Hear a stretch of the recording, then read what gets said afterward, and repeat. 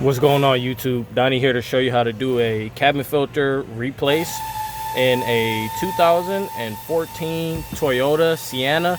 Sorry about the background noise. I work in a shop, you know. So basically, you come to the passenger side, you let the glove box down. I usually take everything out of it so it's not as heavy. You unclip this arm right here, and then you see this. What you want to do is you want to pull on this to release that tab on that side as well as that side. Now you're gonna need two hands for this, so let's see this. There we go.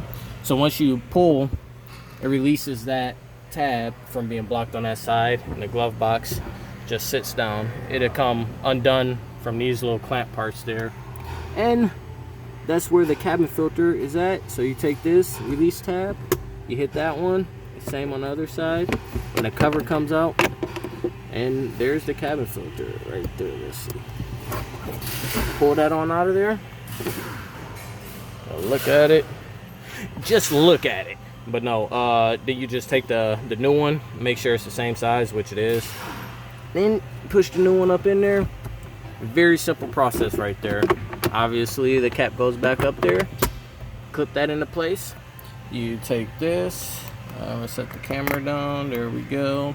You make sure that's aligned and this is aligned. Just like that. You lift this back up. That clips into place. You come over here on this side and you reinstall the arm.